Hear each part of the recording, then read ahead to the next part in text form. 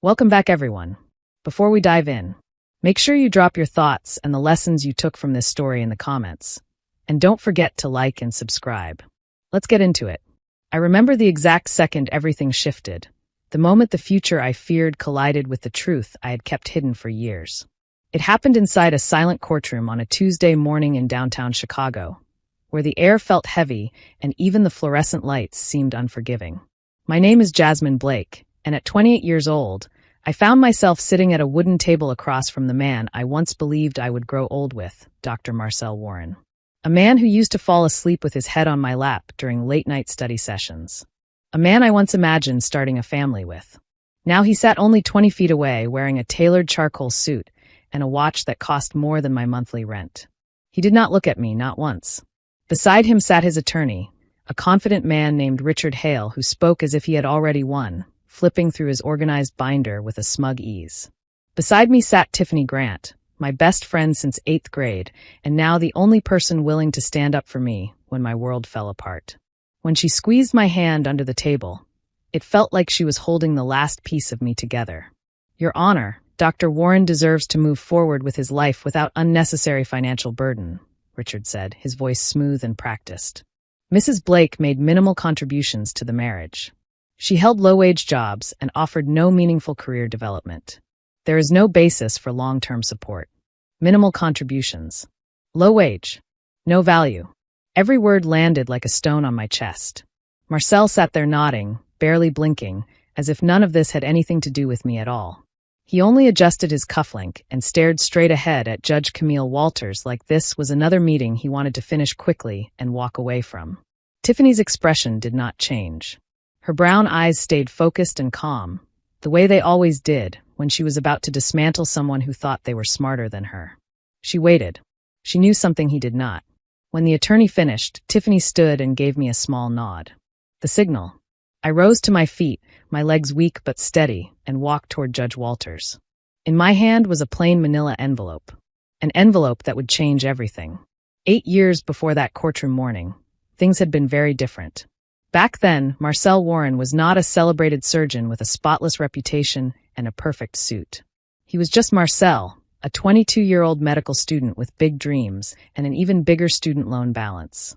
And I was 19, studying communications at a small community college in Ohio, believing my life was just beginning. We met at a neighborhood bookstore where I worked part-time, a quiet spot near the bus stop where students drifted in and out. That afternoon, the rain had been coming down steadily, tapping against the windows in a soft rhythm. Marcel walked in looking exhausted, carrying a backpack that seemed heavier than he was. His shoulders slumped like he was holding the entire world up alone. "Excuse me," he said, clearing his throat. "Do you all sell used medical textbooks? I am trying to avoid paying full price if I can."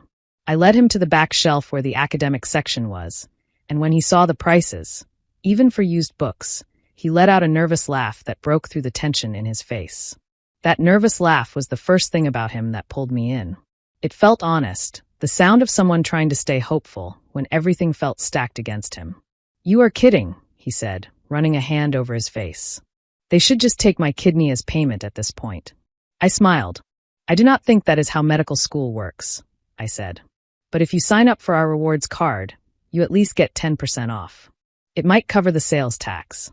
He smiled back, and what started as a simple answer turned into a full conversation. We talked about school, about how he had moved to Ohio from Houston for a better program, about how I was trying to finish my associate's degree while juggling work and family responsibilities. He asked what I wanted to do with communications, and I told him I was not entirely sure yet, only that I wanted a life that did not feel like constant struggle. Talking turned into longer visits. Marcel would stop by during my shift, pretending to browse while really just waiting for a slower moment to bring his stack of flashcards over to my register so he could study near me. Study breaks turned into coffee runs. Coffee runs turned into late-night walks around the neighborhood when my shift was over, both of us wrapped in hoodies, watching our breath puff out in little clouds on cold evenings. Within months, we got married at the county courthouse with Tiffany and Marcel's cousin as witnesses. No fancy dress, no flowers, no photographer. Just the two of us standing in front of a clerk with tired eyes, believing love and determination were enough to build a life. I wore a simple cream dress I had bought on clearance. Marcel smoothed the front of his only suit jacket twice before taking my hand. "You sure about this?" he whispered, his thumb brushing over my knuckles. "I am sure about you," I whispered back. "We will figure out the rest." Our first apartment together was barely livable, a cramped one-bedroom in an older building on the east side of town.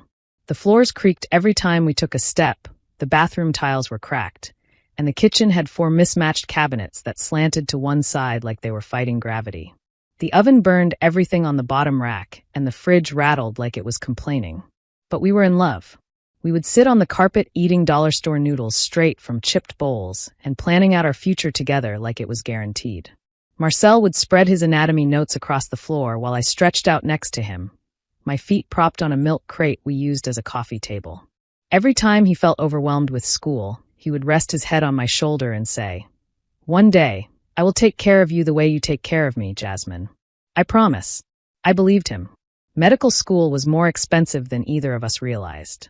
Even with his student loans, we struggled. Bills piled up so quickly we could not see the bottom of them. Rent, utilities, groceries, textbooks, fees, lab equipment, everything multiplied faster than we earned. The envelope of past due notices on our kitchen counter thickened week by week. One night, we sat at our tiny kitchen table staring at a stack of overdue bills. The refrigerator hummed loudly in the background, filling the silence neither of us could break. Marcel drummed his fingers against the table once, twice, then stopped, as if even that small noise was too much. It was in that moment I realized something had to change, and the change had to start with me. "Marcel," I said softly, twisting my hands together. "What if I take a break from school?" He looked up, confused, almost startled, like the idea had never once crossed his mind. "Take a break? From your classes? Why would you do that?" My throat felt tight, but I kept my voice steady. "Because we are drowning. No matter how many hours we both work, it is never enough. Someone has to keep us afloat while you chase a dream that requires everything we have and more. I can work full-time for a year, maybe 2, until you finish medical school. Then once you start residency, I will go back and finish my degree." Saying the words felt like placing a piece of myself on the table and walking away from it.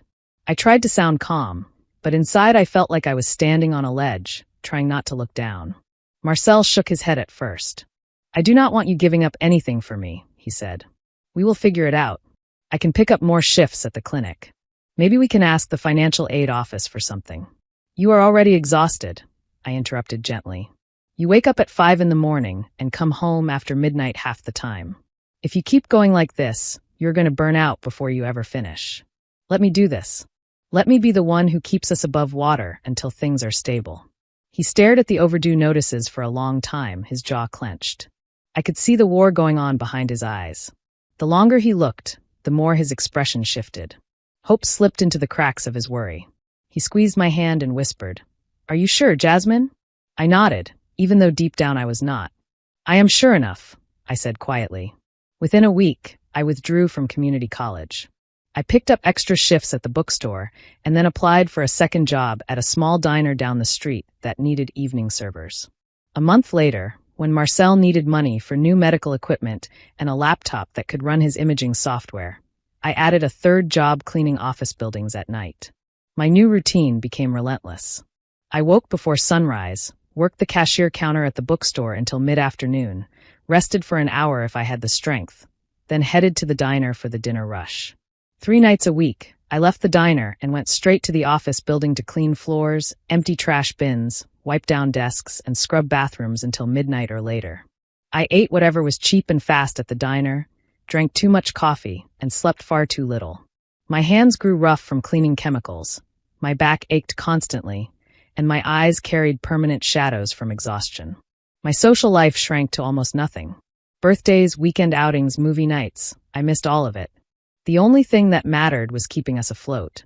But Marcel was thriving. He was at the top of his class. His professors praised him for his dedication and intelligence. His classmates envied his grades. He started getting invited to special seminars and advanced rotations, opportunities he would come home excited about, talking so fast his words tumbled over each other. Every night when he wrapped his arms around me and whispered, "Thank you, Jasmine. I could not do this without you." I could not help but believe it was all worth it. I told myself the exhaustion was temporary, that there would be a day when we would laugh about those early years and call them our struggle days. By Marcel's third year of medical school, something subtle began to shift. At first, I could not name it.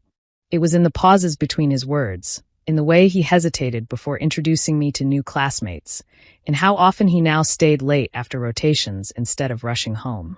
His clinical rotations placed him at one of the largest hospitals in the region, Metropolitan General Hospital, a massive glass and steel building in the heart of Chicago.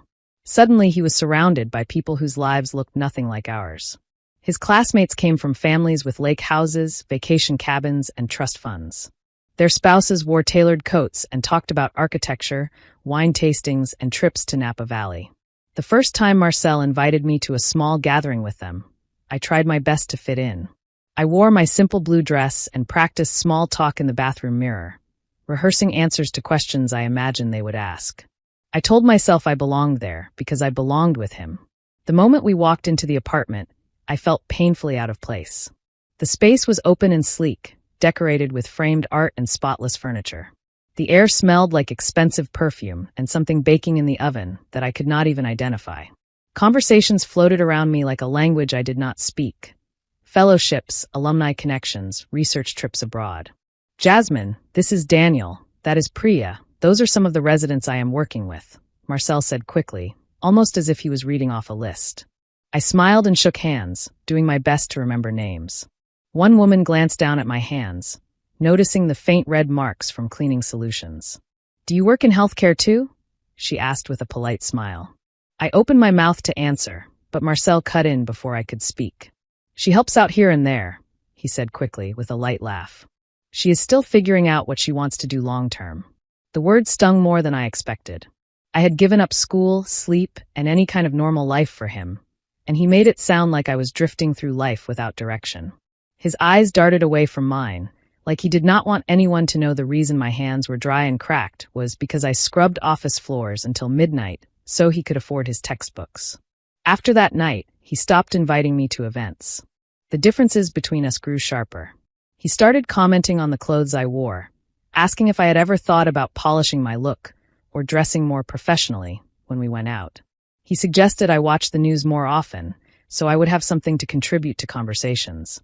He stopped kissing me goodbye when I left for my early shifts, saying I smelled too much like the diner's coffee station.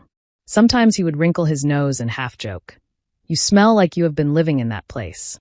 Bit by bit, the man who once thanked me for every sacrifice began to look at me like I was holding him back. And for the first time, I wondered if I actually was. Our 8th wedding anniversary arrived on a quiet Tuesday in October. I remember waking up that morning with a kind of determined hope, the kind you cling to when you refuse to believe something is truly over. I told myself this would be the night we reconnected, the night we remembered who we used to be. I had planned for weeks, saving every spare dollar from my diner tips. I left my bookstore shift early, losing half a day's pay just so I could prepare everything. I made Marcel's favorite meal, the same chicken parmesan I used to cook in our first apartment where our love had once felt larger than our struggles.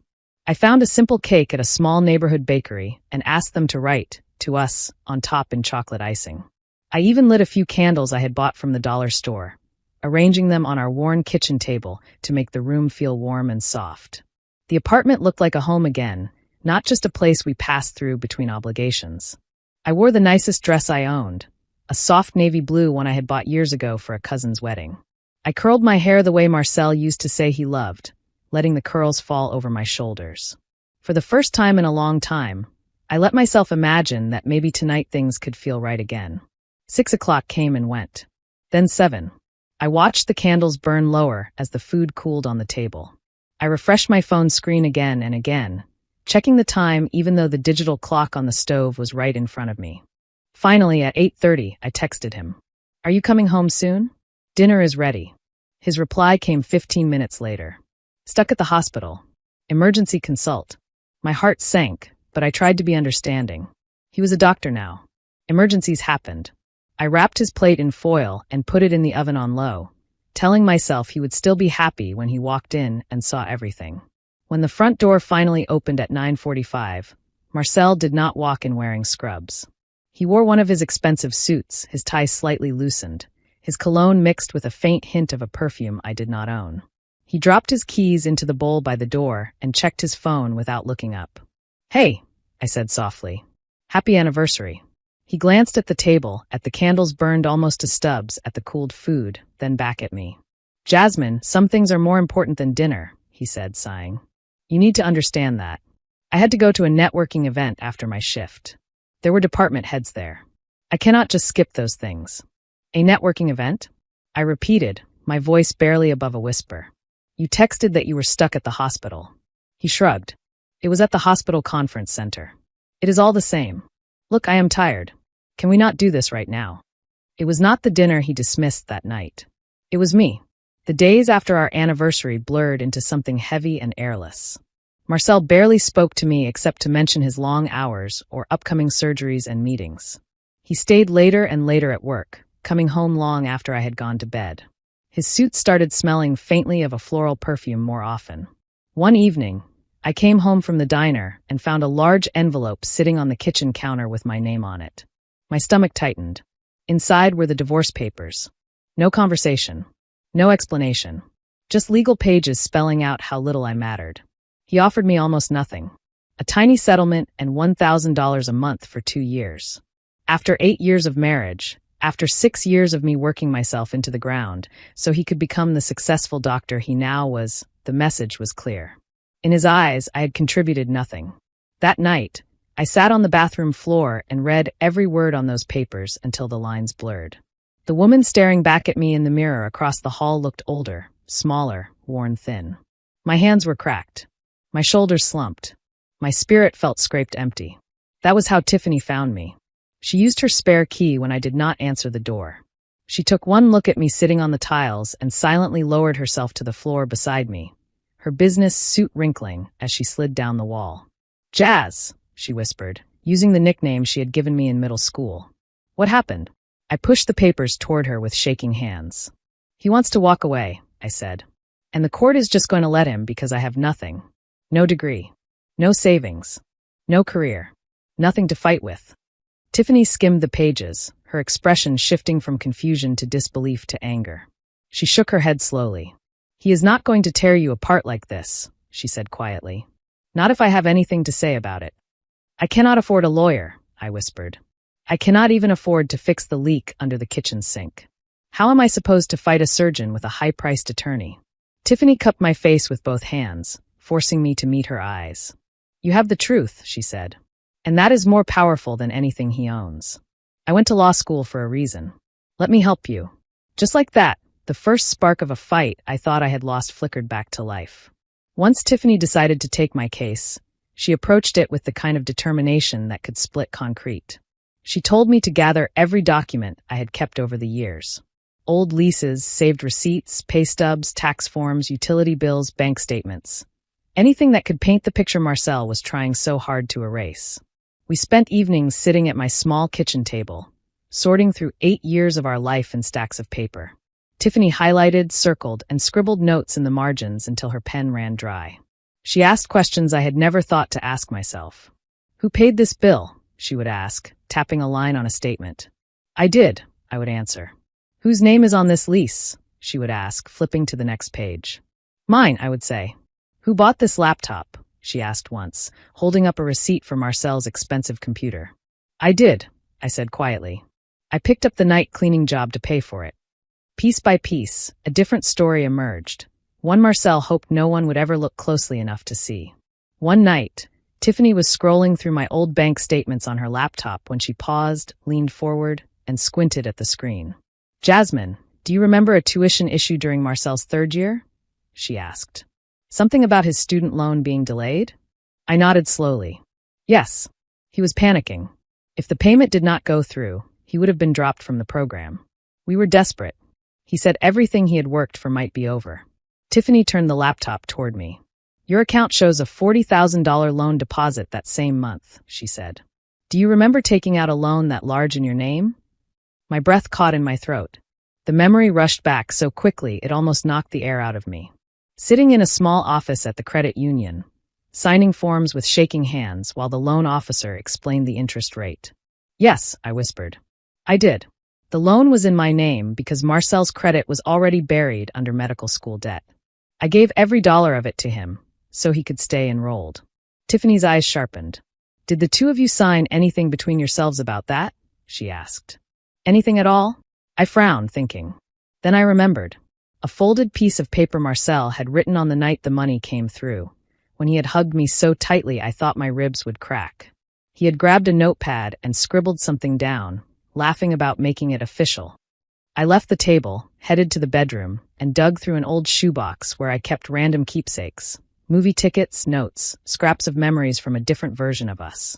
There it was, folded and slightly yellowed at the edges. I brought it to Tiffany and placed it on the table.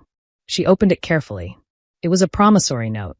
Marcel had written and signed it himself, promising to repay me once he became a practicing physician. Jasmine, this is huge, Tiffany whispered. He told the court you made no direct financial contributions. But this is proof. Ironclad proof. But that was not all. When Tiffany requested Marcel's financial records through Discovery, another transaction surfaced. One I had never known about. $70,000 transferred from our marital account to a company owned by a woman named Naomi Park. Someone he had been spending a lot of time with lately.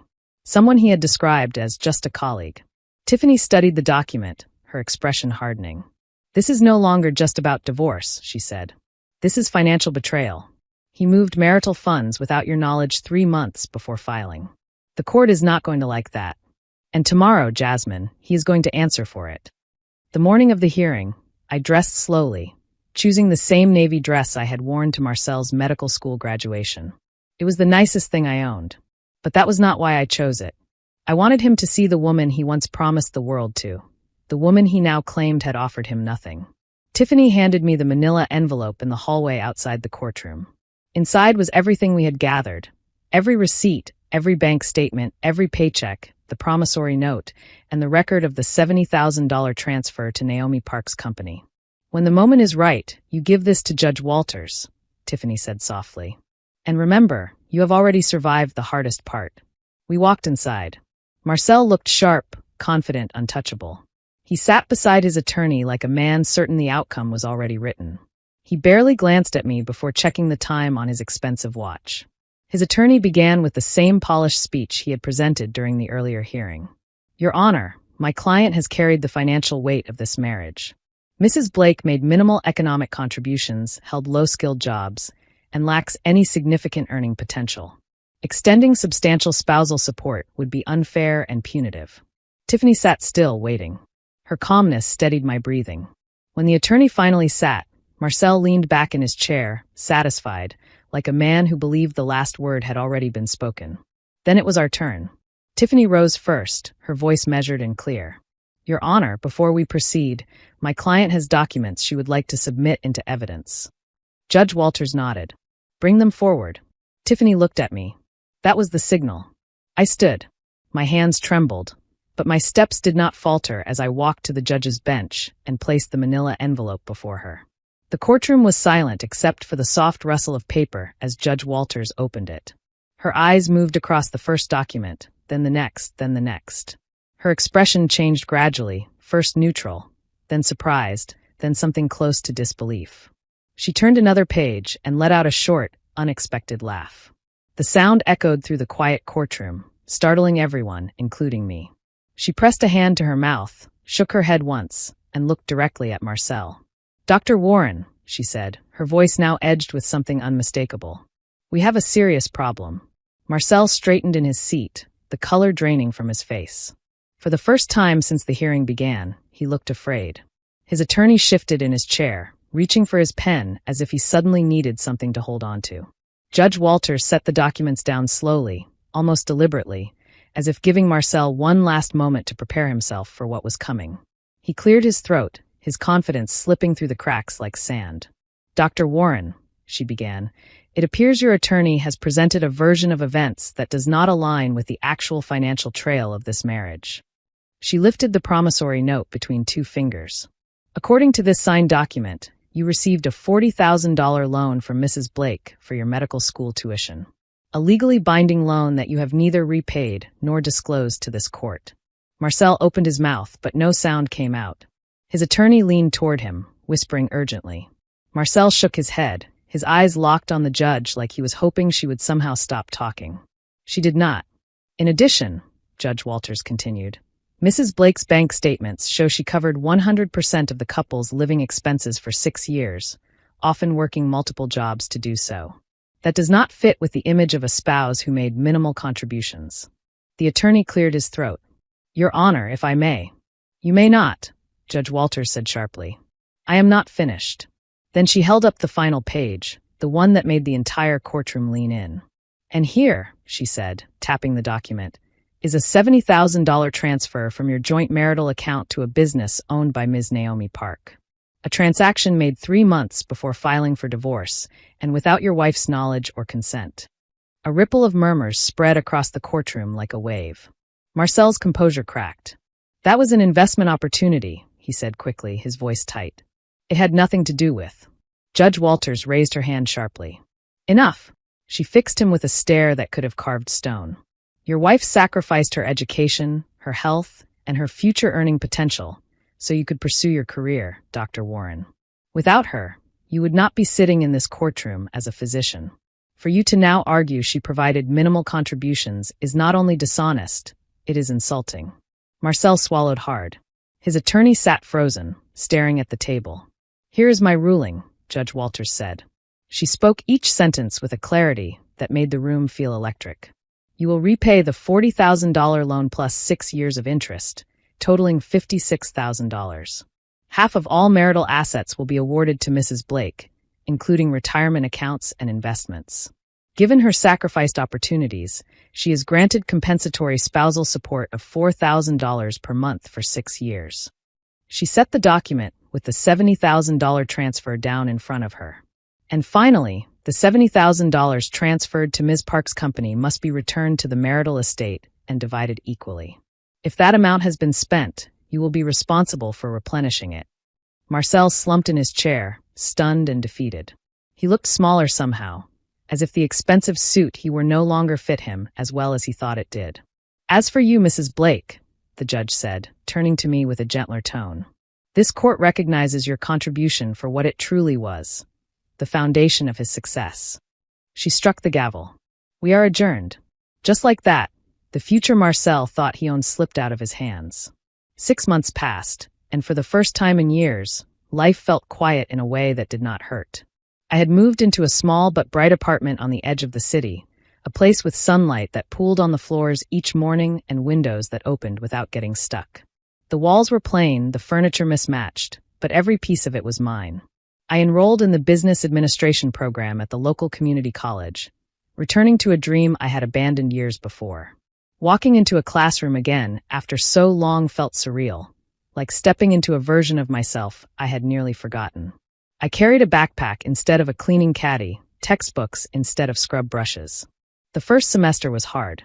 I was rusty, nervous, and a little older than most of my classmates. There were nights I sat at my small dining table, staring at accounting problems until my eyes hurt, wondering if I was too late to start over. But I studied. I stayed late to talk to professors. I asked questions. I pushed myself the way I once pushed Marcel, except now the effort was poured into a future I could actually call my own. When my grades came back, straight A's glowed across my screen. I stared at them for a long time, letting the pride sink in. My hands shook, but not from exhaustion this time, from relief. From joy. A week later, an email arrived from the scholarship office, offering me a full tuition scholarship for non-traditional students for the next year. I read it 3 times before I believed it. I forwarded it to Tiffany with shaking fingers. She called me immediately. I told you, she said, her voice bright with excitement. I told you that once you stopped pouring yourself into him, you would see what you can do on your own. I am proud of you, Jasmine. We celebrated with cheap takeout on my small couch, laughing until my sides hurt. For once, the future did not look like something I was building for someone else. It looked like something I was finally building for myself. A few days later, I walked past Metropolitan General Hospital on my way home from class. The late afternoon sun reflected off the glass windows, casting bright patterns across the sidewalk.